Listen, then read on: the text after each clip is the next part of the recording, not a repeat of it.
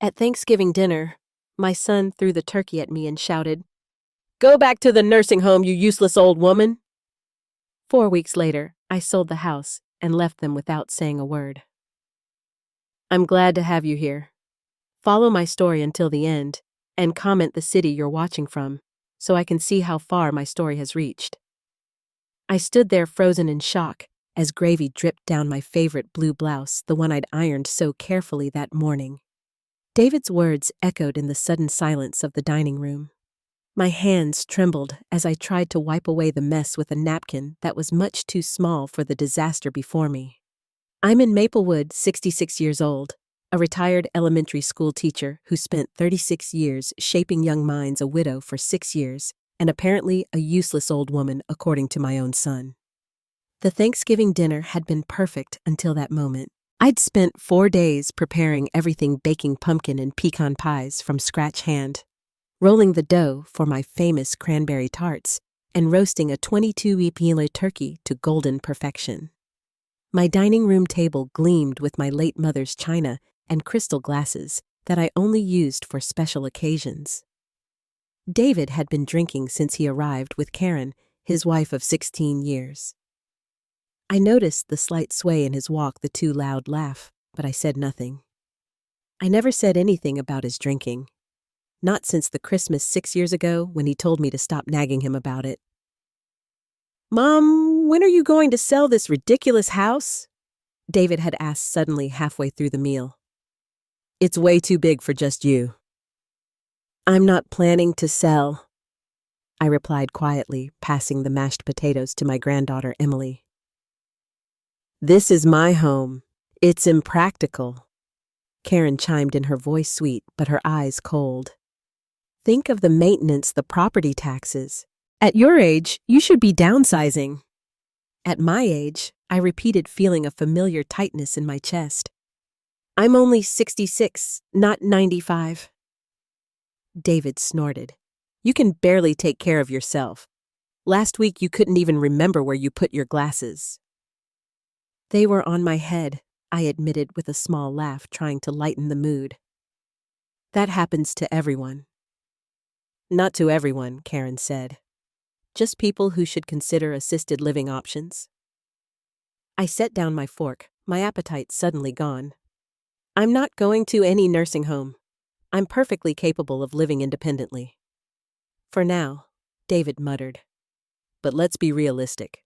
Dad left you this house, but he didn't leave you the means to maintain it forever. Your teacher's pension isn't going to cover everything indefinitely." That wasn't true. James had left me quite comfortable with investments that David knew nothing about, but I didn't mention that. I never discussed my finances with David because money seemed to be the only thing he truly cared about. "I was thinking," I said instead, trying to change the subject, "maybe we could all go see the Christmas lights in the park next weekend. They're doing a special display this year." "Christmas lights?" David laughed sharply. "Mom, are you even listening? We're talking about your future here. Our future. This house is the only real asset you have. My future is not up for discussion at Thanksgiving dinner," I said firmly. "Now who wants more cranberry sauce?" That's when it happened. David's face turned an alarming shade of red. He stood up so quickly his chair fell backward with a crash that made everyone jump. Before I could react, he grabbed the platter with what remained of the turkey and hurled it at me. "Go back to the nursing home, you useless old woman," he shouted, his voice slurring slightly. "You're nothing but a burden to everyone."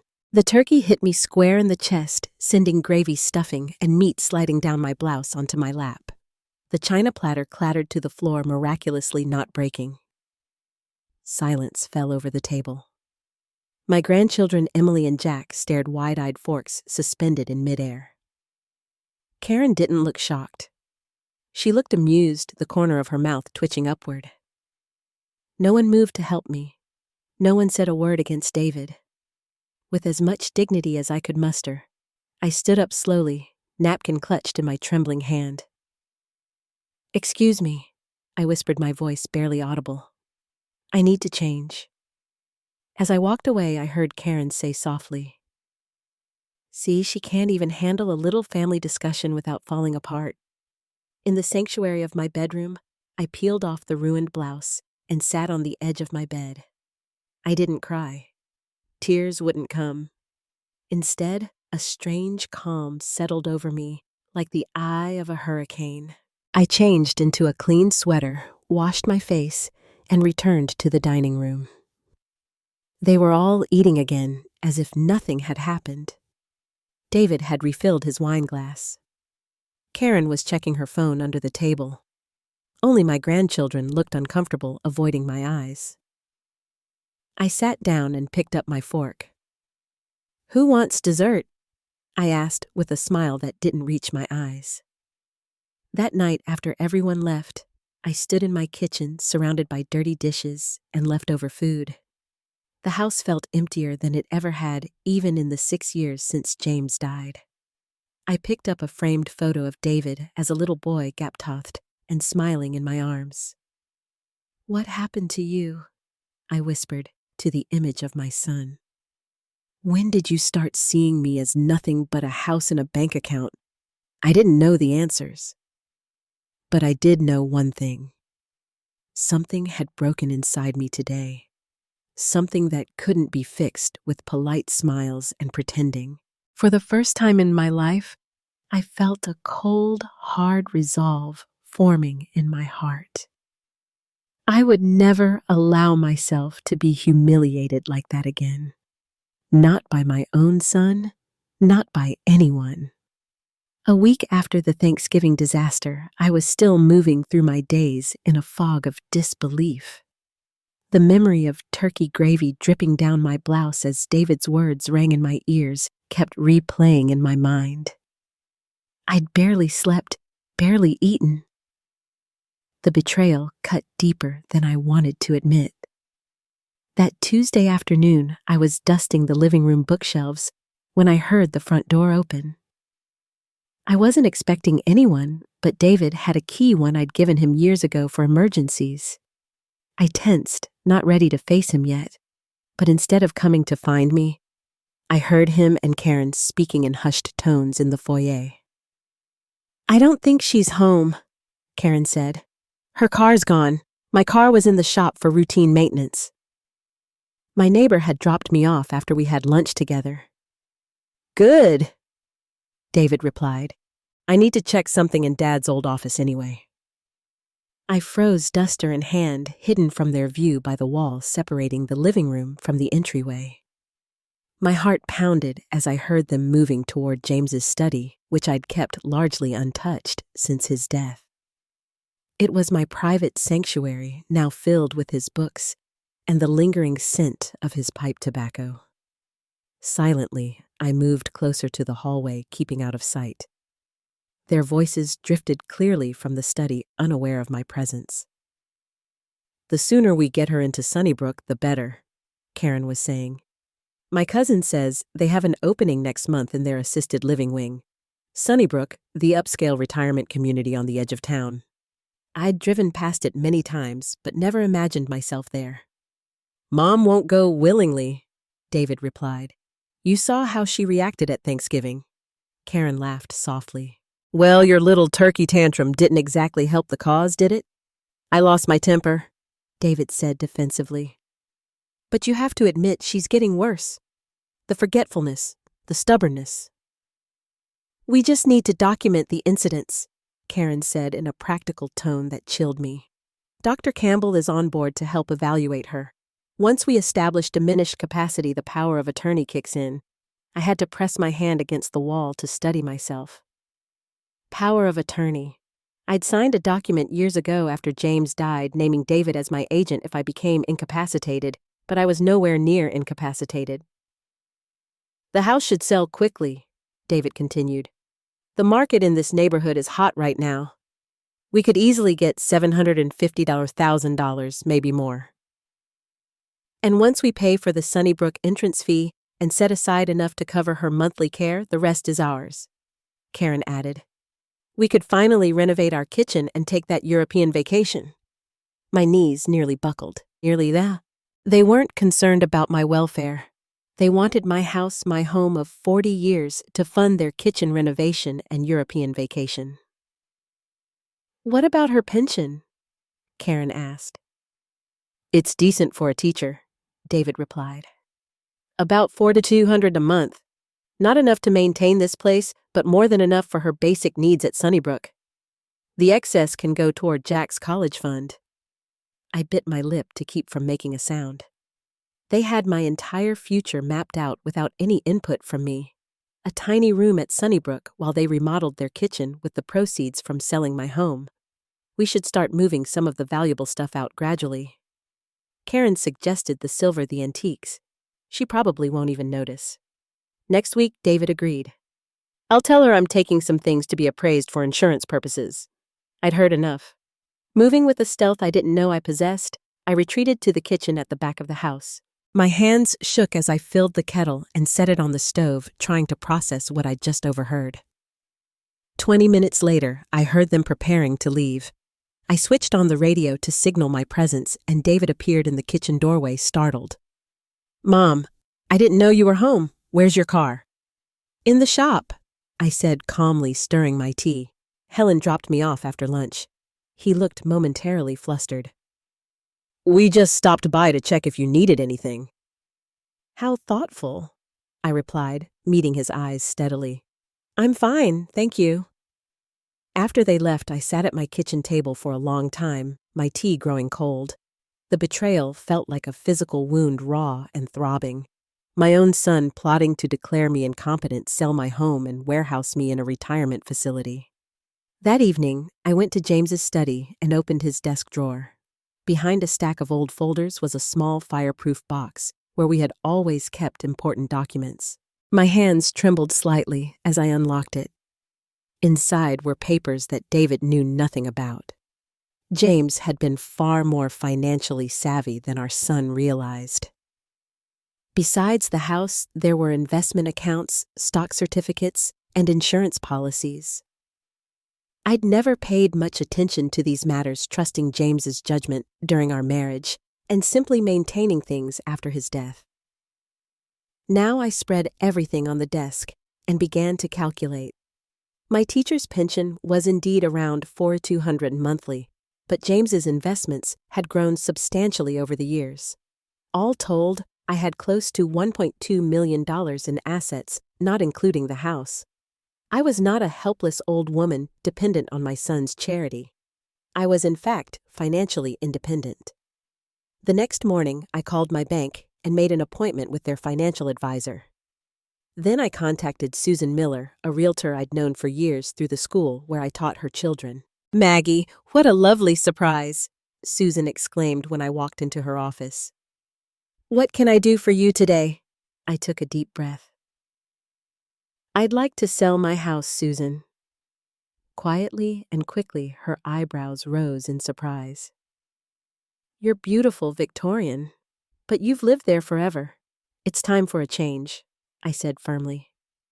"And Susan, I'd appreciate your discretion. I don't want my son to know until it's done." She looked confused but nodded. "Of course, Maggie, it's your house. We can list it privately first. Minimize the publicity." As I left her office, I felt something I hadn't experienced in years, a sense of power. For too long, I'd allowed David to dictate the terms of our relationship to make me feel small and irrelevant. I'd stood by while he and Karen treated me with thinly veiled contempt. No more. They thought I was a feeble old woman, easily manipulated and controlled. They were about to discover how wrong they were. For the next week, I lived a double life. On the surface, I was the same in making my usual trips to the grocery store, attending my book club, and smiling politely whenever David called to check in on me. But beneath that carefully maintained facade, I was executing a plan that would change everything. Susan, true to her word, listed my house privately. Within 3 days, she called with news that made my heart race. "Maggie, you won't believe this. I have a couple, the Hendersons, who've been looking for a historic Victorian in this neighborhood for months.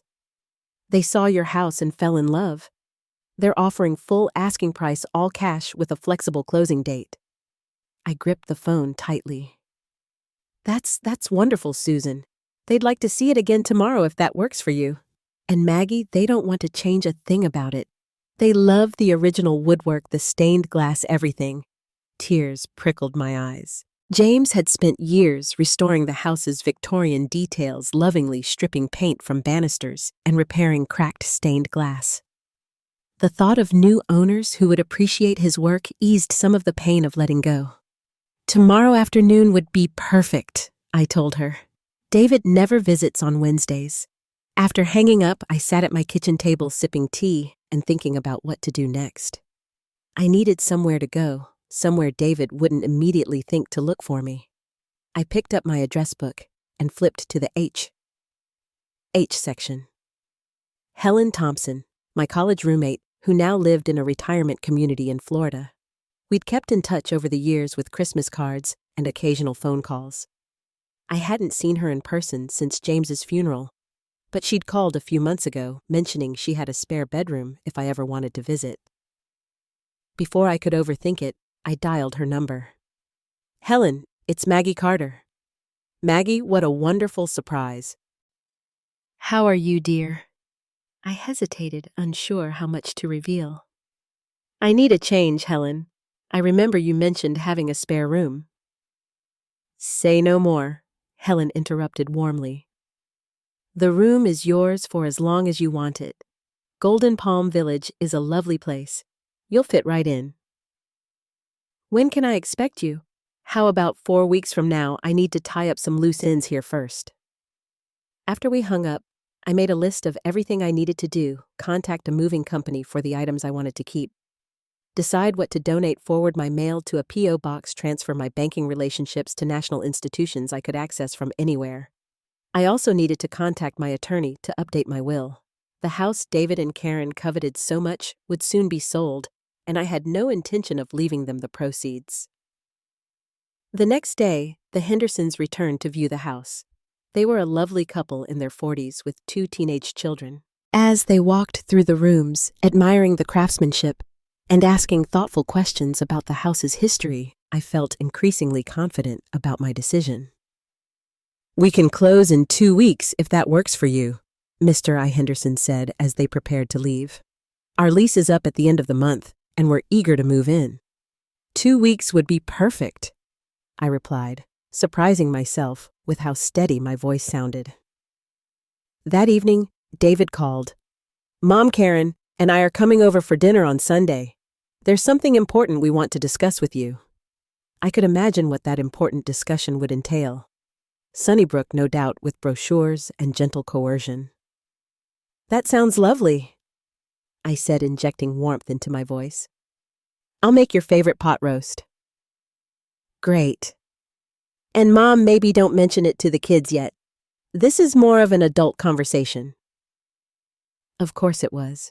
They wouldn't want my grandchildren to witness them trying to convince me I was too incompetent to live independently. After hanging up, I called the moving company and scheduled them to come the day after my closing. Then I contacted the local women's shelter to donate most of my furniture.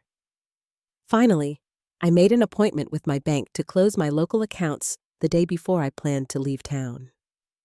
Each step I took made my plan more real, more irreversible. Sometimes, in the quiet evenings, doubt would creep in. Was I overreacting? Was I being unfair to David? But then I'd remember the turkey sliding down my blouse, the humiliation burning in my chest as everyone sat in silence. I'd recall David and Karen's cold calculation as they planned to sell my home out from under me. No, I wasn't overreacting. I was finally standing up for myself. Sunday arrived, and with it David and Karen. They brought a bottle of wine and forced smiles. I served the promised pot roast, making small talk about the weather and Karen's garden club activities. As we finished dessert apple pie that David barely touched, he cleared his throat. Mom, we've been concerned about you living in this big house all alone. I took a small bite of pie, chewing slowly. Oh, we've been looking into some options, Karen chimed in, reaching into her purse. There's a wonderful community called Sunnybrook. It's not a nursing home, she added quickly. It's a luxury retirement village with different levels of care.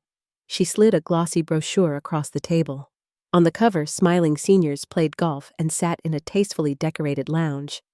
They have an opening next month. David said, "We've already put down a refundable deposit to hold it for you." I picked up the brochure, pretending to examine it with interest. "That's thoughtful of you. It makes financial sense, Mom," David continued, encouraged by my apparent receptiveness. "This house is worth a lot of money, but it's a money pit in terms of maintenance." "At Sunnybrook, everything would be taken care of for you, and you'd have company," Karen added. "Other people your age?" I nodded slowly, maintaining my facade of consideration. "And what about the house? What would happen to it?" David and Karen exchanged a quick glance. "We'd help you sell it, of course," David said smoothly. "The proceeds would pay for Sunnybrook and give you a nice nest egg." "I see," I said quietly. "Well, I appreciate you thinking of me. Let me consider it." They looked surprised and pleased by my lack of resistance. As they left that evening, David squeezed my shoulder. "You're making the right decision, Mom. You'll be happier there. You'll see." I smiled and waved goodbye from the porch, watching their car disappear down the street. Little did they know in 10 days this house would belong to the Hendersons, and I would be well on my way to a new life, one that didn't include David or Karen or Sunnybrook. The next 2 weeks passed in a flurry of quiet, deliberate activity. I moved through my days with newfound purpose, methodically preparing for my departure while maintaining the illusion of normalcy. Each morning, I woke before dawn and spent an hour sorting through 66 years of accumulated possessions. It was remarkable how little I actually needed. My wedding china, which I'd carefully preserved for decades, would go to my granddaughter Emily when she was older, not to David and Karen's kitchen renovation fund. I arranged to have it stored with a trusted friend from my book club. The house closing was scheduled for Thursday. On Tuesday, I visited my attorney, Thomas Grant, who had handled James's estate after his death. "This is quite a change, Maggie," Thomas said after I explained my situation. "Are you sure about this?" "More sure than I've been about anything in years," I replied firmly. He nodded, making notes. "And you want to update your will to remove David as a beneficiary?" "Not completely," I clarified. "I'm setting up a trust for my grandchildren's education, but David and Karen will no longer be primary beneficiaries." "Yes." Thomas looked up from his notepad, his expression serious. "You know they could contest this, claiming you're not of sound mind." I smiled thinly. "That's why I'd like you to arrange for an independent psychological evaluation today, if possible." By Wednesday evening, I had a notarized letter from a respected geriatric psychiatrist confirming my mental competence. My will was updated. The house closing was set for the next morning, and most of my personal items were either packed for Florida, arranged for donation, or designated for storage. I wandered through the rooms of my home one last time, running my fingers along the familiar wallpaper, remembering the life James and I had built here. The Christmas mornings when David was young, opening presents by the fireplace. The dinner parties with friends' laughter echoing through the dining room. James's last days in our bedroom upstairs, holding my hand as we said goodbye. In the master bedroom, I opened my jewelry box and took out the locket James had given me on our first anniversary. Inside was a tiny photo of us young and smiling. I clasped it around my neck, a reminder of happier times. Downstairs, in James's study, I unlocked his desk drawer and removed a small leather book, his journal. I'd found it after his death, but had never read it, feeling it was too private. Now sitting in his chair, I opened it to a random page. October 15th, 1895. David brought home another failing grade today. Maggie spent hours helping him with his homework while I was at the office. She has infinite patience with him, more than I could ever muster. I worry about the boy. At 16, he shows little ambition beyond what benefits him immediately. Maggie says he'll grow out of it, but I see a selfishness in him that troubles me deeply. I flipped forward several years. June 3rd, 2005. David and Karen announced they're buying a house far beyond their means. He hinted not subtly that he expects us to help with the down payment. Maggie wants to give them the money. It's what parents do, she says, but I wonder if we're enabling behavior that will only get worse. I agreed to the loan, but I've documented it properly despite thinking that unnecessary. David needs to learn financial responsibility sometime. A lump formed in my throat. James had seen what I'd been blind to: David's sense of entitlement, his expectation that we would always bail him out. I closed the journal and placed it in my suitcase. Some truths are hard to face, but necessary. Thursday morning dawned bright and clear. I dressed carefully in a blue suit I'd had for years but rarely wore. It seemed appropriate for signing away the home I'd lived in for 4 decades. The closing went smoothly. The Hendersons were excited, the lawyers efficient. When it was done, Mrs. Henderson handed me a sealed envelope. "We wanted you to have this," she said warmly, "a small token of our appreciation for entrusting us with your beautiful home." Inside was a handwritten note thanking me for the house and promising to cherish it as we had, along with a gift certificate for a local nursery. "For your next garden, wherever it may be," the note read. I returned to the house, no longer my house, to finish my final preparations. The moving company would arrive in the morning for the few pieces of furniture and boxes I was taking with me. A small rental car waited in the driveway, packed with my immediate necessities for the drive to Florida. As I was checking the closets one last time, my phone rang. "David, Mom, I was thinking of stopping by tonight. Maybe we could discuss the Sunnybrook situation some more." I kept my voice light. "I'm afraid tonight's not good, dear. My book club is meeting late. How about Sunday dinner instead?" "Perfect," he said, sounding pleased. Karen found some great resources about transitioning to retirement living. "We'll bring those along." "That sounds lovely," I replied. "I'll see you Sunday at 5. After hanging up, I looked around the emptying house. By Sunday at 5, I would be halfway to Florida, and David would be standing on the Hendersons' porch, facing the consequences of his actions for perhaps the first time in his adult life. That evening, I walked through each room one final time, saying my silent goodbyes. In the kitchen, where I'd prepared thousands of family meals, in the living room, where we'd celebrated birthdays and Christmases, in the bedroom, where James and I had shared our most intimate moments. I wasn't just leaving a house, I was leaving a lifetime of memories. But I wasn't leaving them behind. I was taking the best parts with me. As darkness fell, I sat on the porch swing, listening to the familiar creaking of its chains, watching fireflies emerge in the garden. A strange peace settled over me. Tomorrow would bring a new beginning, a life reclaimed. My phone chimed with a text from Helen. "All ready for your arrival. Weather is beautiful here. Can't wait to see you." I smiled and texted back. "Looking forward to it. We'll call when I'm on the road." I had told no one else about my plans, not my book club friends, not my former colleagues, not even my neighbors. I would write to them later once I was settled. But for now, my departure would be as quiet as David and Karen's plans for me had been. The night grew chilly, and I went inside to make a final cup of tea in the kitchen that would soon belong to another family. As the kettle whistled, I found myself humming softly, something I hadn't done in years. Tomorrow, for the first time in decades, I would be answerable to no one but myself. The thought was terrifying and exhilarating in equal measure. But beneath the natural anxiety of such a dramatic change, something else was growing stronger by the hour. hope.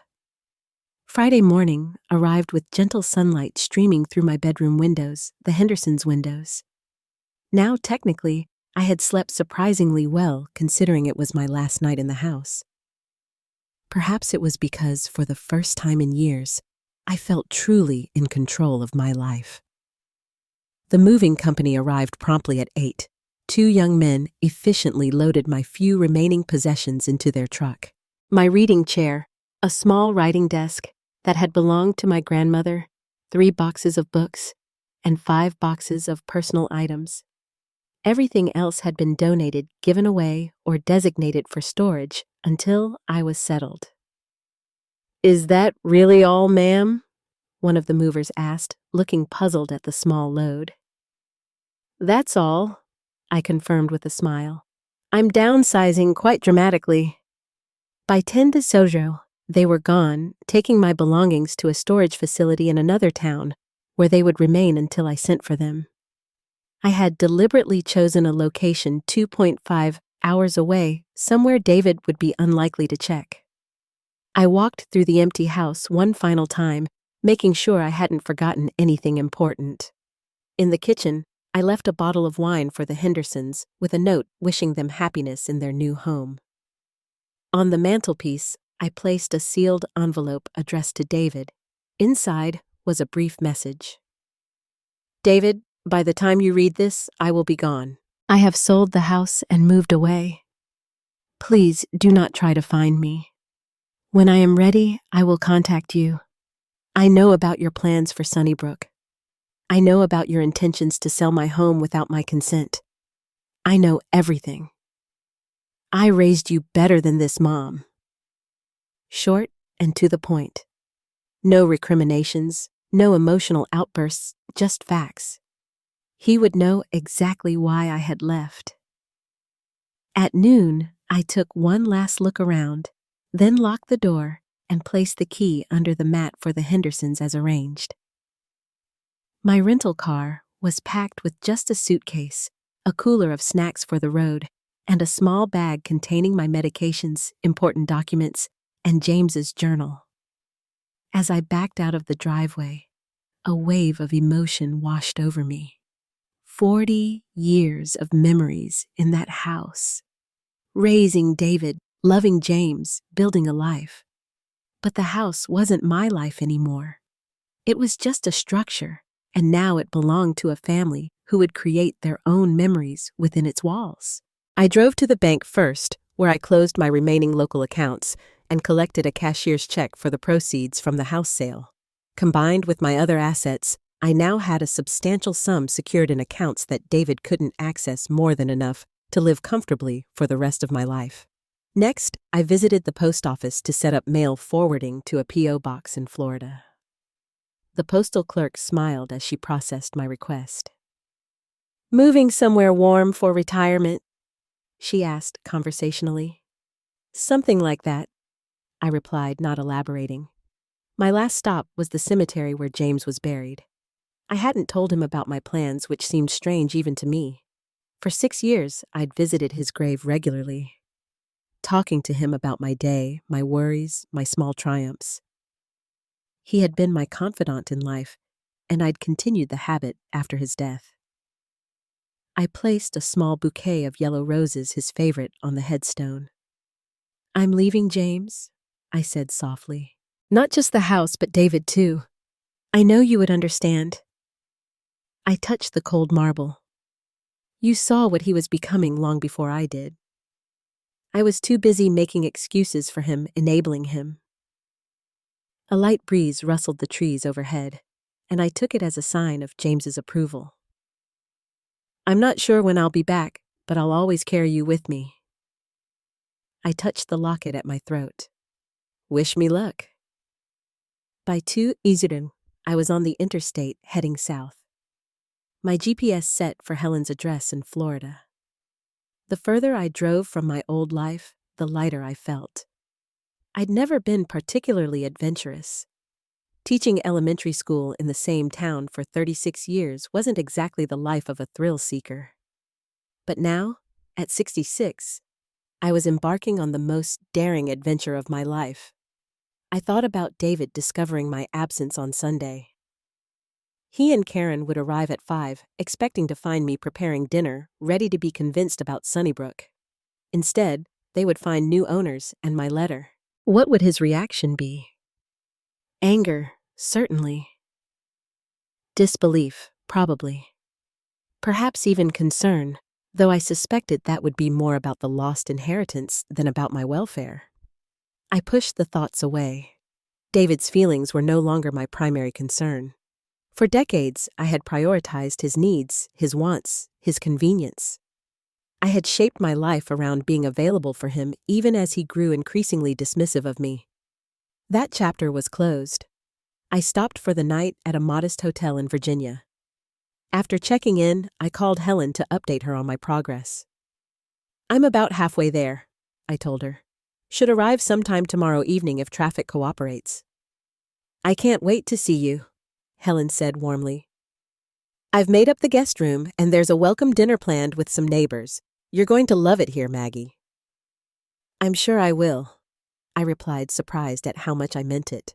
After hanging up, I sat on the edge of the hotel bed, suddenly overwhelmed by the enormity of what I'd done. I'd left my home, my community, my entire life behind. I was driving toward an uncertain future in a place where I knew exactly one person. For a moment, doubt crept in. Was I being reckless? Should I have confronted David instead of disappearing? Was I running away rather than standing my ground? I took out James's journal and opened it to an entry I'd discovered during my packing. May 10th, 2010. Maggie gives too much of herself, always has, to her students, to the community, to David. Everyone takes, and she keeps giving. I worry what will happen to her when I'm gone. Who will look after her interests when she's too busy looking after everyone else's? I closed the journal, a sense of resolve replacing my doubts. I wasn't running away. I was finally, after all these years, putting myself first. James would have approved. Sunday arrived, and at precisely 5 hours, I checked my watch, imagining the scene unfolding hundreds of miles away. David and Karen pulling into the driveway, perhaps noticing the different car parked there, but not thinking much of it. David using his key only to find it doesn't work in the lock anymore. Their confusion when strangers answer the door. The shock when they're handed my letter.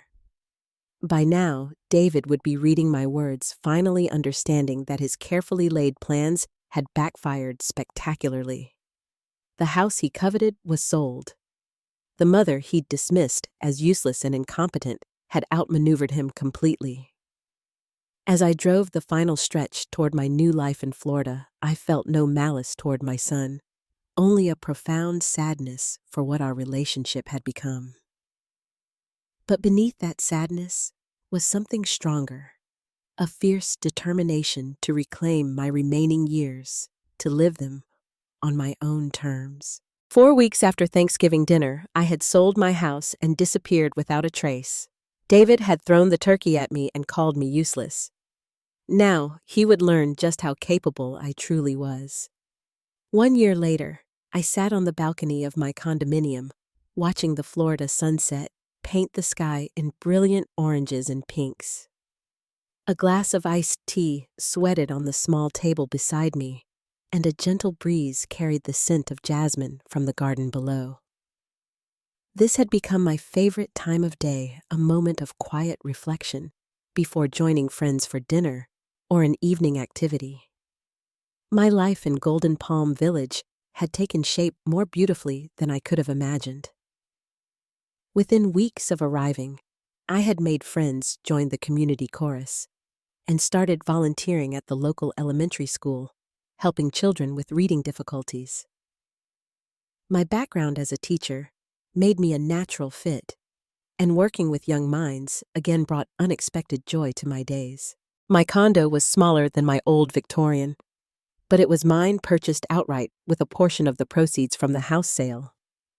The rest remained carefully invested ensuring my financial independence for whatever years I had left. Helen had been right. I did love it here.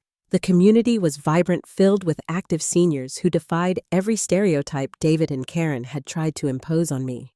We took classes together, organized outings to museums and concerts, and gathered for weekly movie nights in the community center. I had even started dating something I never expected at 66. Arthur Williams, a retired history professor with kind eyes and a quick wit, had asked me to dinner 6 months after I arrived. Our relationship had developed slowly, companionably built on mutual respect and shared interests. Last week, he'd taken me sailing on his small boat, and we'd stayed out until sunset talking about books and travel and second chances. My phone buzzed with a text from Arthur. "Still on for dinner at 7, made reservations at that new Italian place?" I smiled and replied affirmatively, then set my phone down, letting my thoughts drift back to the past year. David had tried to find me, of course. The day after my departure, my phone had exploded with calls and messages alternating between anger, confusion, and false concern. "Mom, what the hell? Where are you? You can't just sell the house like that. That was my inheritance. Mom, we're worried about you. This erratic behavior proves you need help." I hadn't responded to any of them. Instead, I had blocked his number and Karen's changed my email address and asked Helen to screen any calls to her home. I wasn't hiding exactly. I had simply chosen to step away from a toxic relationship. David had eventually discovered my new location through Susan the realtor, who innocently mentioned Florida when he confronted her about the house sale. Within 2 months of my departure, he had appeared at Golden Palm Village demanding to see me. The community had a security gate, but David had somehow talked his way past the guard. I was returning from a walk when I saw him standing in the lobby of my building, his face flushed with anger. "Do you have any idea what you've done?" he'd shouted when he spotted me. "You sold our family home without even telling me. You disappeared without a word." Several of my neighbors had stopped to stare, including Arthur, who had stepped protectively to my side.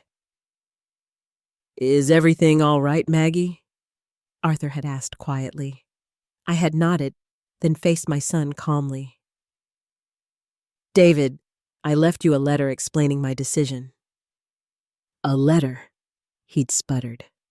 "A 3-sentence letter after abandoning your family, after destroying our plans." "Your plans?" I had corrected him gently. "Plans you made without consulting me. Plans to declare me incompetent and take control of my assets." His face had paled. "That's not— Please don't lie to me, David. I overheard you and Karen discussing it in your father's study. Sunnybrook power of attorney selling my house to renovate your kitchen." Arthur's eyebrows had risen, but he'd remained silent beside me. David had glanced around, suddenly aware of our audience. "Can we talk somewhere private?" he'd asked, his voice lower. I had considered refusing, but decided closure might be valuable for both of us. I'd led him to a small community garden where we could talk privately, but still in public view. "What you did was cruel," David had begun once we were seated on a bench. "Disappearing like that. Do you know how worried we were? Were you worried, David? Or just angry that your plans fell apart?" He'd looked away, unable to meet my eyes. "You don't understand. We were trying to help you. By declaring me incompetent, by taking my home, by putting me in a facility against my will." "Sunnybrook is a nice place," he'd protested weakly. "And you're getting older. Living alone isn't practical." I had studied my son's face, searching for the little boy I'd raised. The child who once brought me dandelion bouquets and handmade Mother's Day cards. Somewhere along the way, that child had disappeared, replaced by a man who saw me as a resource to be managed rather than a person to be respected. "David," I had said finally, "I'm not moving to Sunnybrook or anywhere else you choose for me. I'm living here among friends, building a life I enjoy. I'm financially secure and mentally competent, as verified by a geriatric psychiatrist whose evaluation is on file with my attorney." His expression had hardened. "And what about us? your family. My grandchildren are welcome to visit any time. As for you and Karen, I had paused, considering my words carefully. That depends on whether you can accept me as I am. An independent woman, capable of making her own decisions, not as the burden you've decided I've become. He'd left shortly after making vague promises to think about things and talk again soon. But 6 months had passed before I heard from him again. This time, in the form of a stiffly worded email apologizing for his approach to my living situation and asking if we could re-establish communication. I had responded with cautious openness, suggesting we begin with occasional phone calls. Our conversations remained awkward, stilted affairs, but they were a start. I had made it clear that our relationship moving forward would be based on mutual respect, not obligation. Karen rarely participated in these calls, and I didn't ask about her. Some bridges once burned cannot be rebuilt, at least not in the same form. My phone buzzed again, pulling me back to the present. A video call from Emily, my 15-year-old granddaughter. I smiled and accepted it. "Grandma!" Her face filled the screen, bright and animated.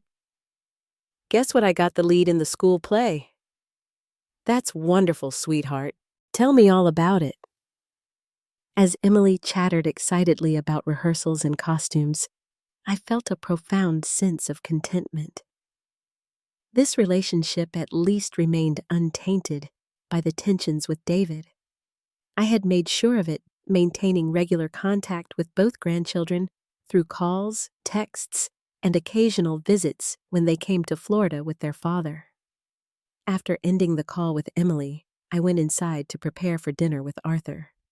As I changed into a blue dress I'd bought recently, more stylish than anything I would have worn in my old life, I caught sight of myself in the mirror.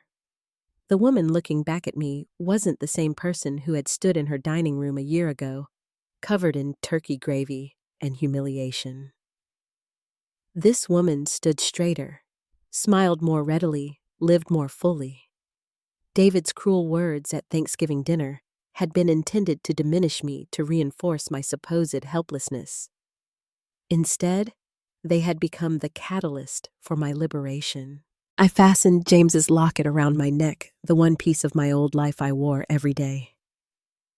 "You would be proud," I whispered to his memory as I left my condo to meet Arthur. I passed several neighbors who greeted me warmly by name. Here, I wasn't just David's mother or James's widow. I was Maggie's friend, volunteer chorus member, book club leader, and a woman who had found the courage to start over at 66. The turkey incident had been meant to be my lowest moment. Instead, it had become the beginning of my best chapter. David had called me useless, but in walking away without a word, I had found my power, my voice, and finally, myself. Now, I'm curious about you who listened to my story. What would you do if you were in my place? Have you ever been through something similar? Comment below. And meanwhile, I'm leaving on the final screen 2 other stories that are channel favorites, and they will definitely surprise you. Thank you for watching until here.